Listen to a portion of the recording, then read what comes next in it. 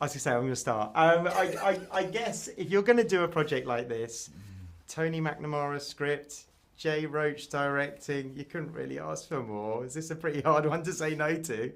It's a no-brainer. Yeah. It's a complete no-brainer. I can't fathom saying no, the words no. I don't fancy it. Actually, I've got things to do. No. So was it pretty exciting then? Like going into this, knowing who you were going to be surrounded with, knowing that Benedict and Olivia are in there, and it feels like a dream job, doesn't it? Yeah, it's wonderful. Absolutely. You only hope and dream this kind of opportunity comes your way and that you could be a part of it. Absolutely. And it just was like, from the getting of the script, getting involved, and then getting to set, it was that level of wonderful, all the way through. Oh, nice. Well, that really comes across on screen, so it's an absolute joy to watch. It is a brilliant movie.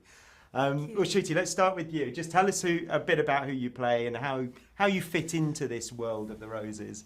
I play a young man called Jeffrey, who is Ivy's first waiter that she hires at We've Got Crabs. And then it Just explain that for us, just in case. Yes. Because it sounds like it's just an aside. We've got crabs. We've got crabs. Ivy Rose starts a wonderful restaurant that's seafood orientated called We've Got Crabs. Brilliant. And you are the first. You're the first employee. I'm the first employee there. And he becomes Ivy's friend as well, as sort of like confidant, bit of a shoulder to lean on. They form, Jeff, Jane, and Ivy form like a little family, as you do when you work in a kitchen, when you work in a restaurant. He's very money orientated. Very business driven. He likes his men. And he likes getting dollar bill tips in his jockstrap. Yeah. Which really works out for him. Which works out well for him. So that's our Jeff. And Sunita, tell us about Jane then. Jane is, in the world of We've Got Crabs. I think she found her way in.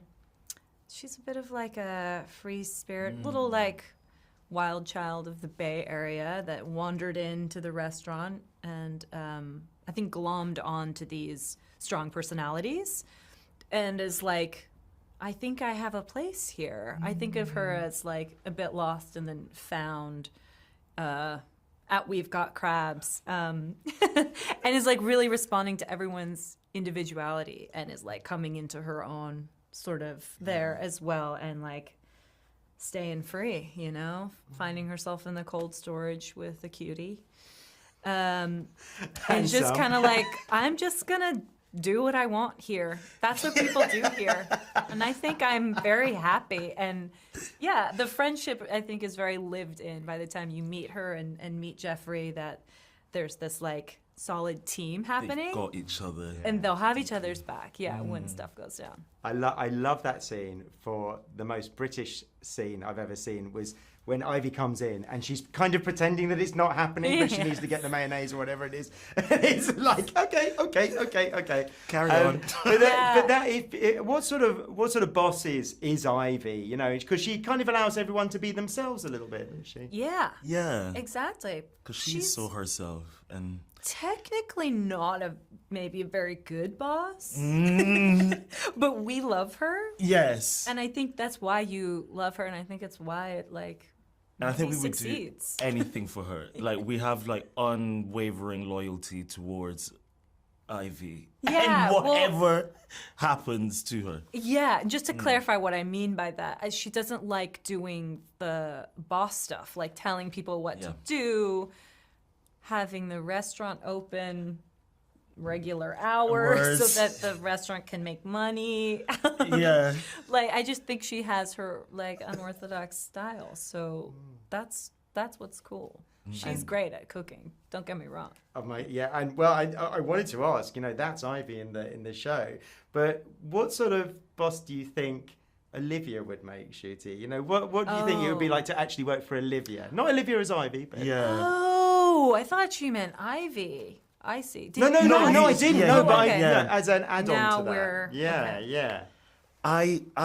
I think maybe kind of similar. I think that she would allow everyone to just be their best selves and encourage everyone to be their best selves. I don't think she would want to tell anyone what to do. I don't think she would want to, like, she would just be like,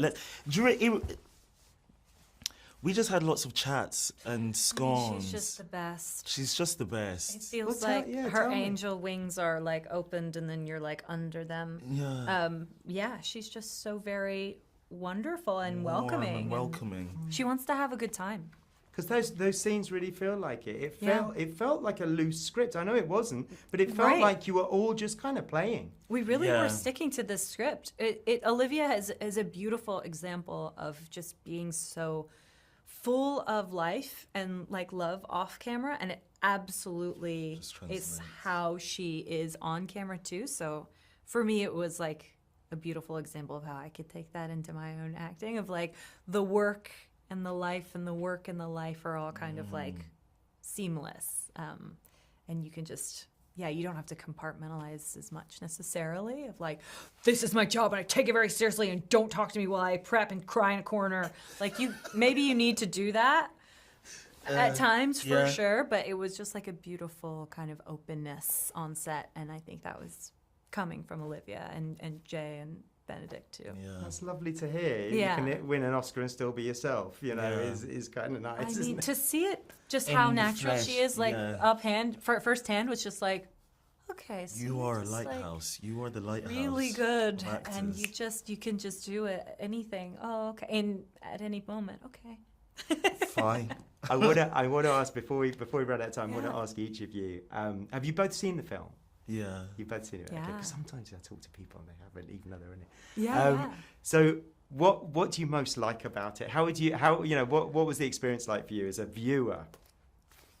For just as a Brit, like the dark humor, the nastiness I found just so hilarious. I think that scene when they are in therapy and they are going in at each other and then they find a joke at the end and the therapist is like traumatized as to how they've just spoken to each other, and this like dichotomy, is that the right word? Between American and like British sensibilities in that room was so enjoyable to watch. Did that work Yeah. for you on the other side of the fence, Sunita? You know, the play on British and American. I think it did. I love hearing you talk about it because I think you're right. It plays on both levels where it's so steeped into your British culture, but at the same, I can also experience it like within like American culture that, we don't punish each other in the same way. I guess we do it differently, but it's still like so funny and awkward, and like I think it would be like awkward for us, which is, you know, what the therapist is experiencing in that scene. But it's delicious. It's like delicious to watch them perform, and I think it probably resonates on both levels. You know, just to watch and then to like feel very British while watching it. Yeah.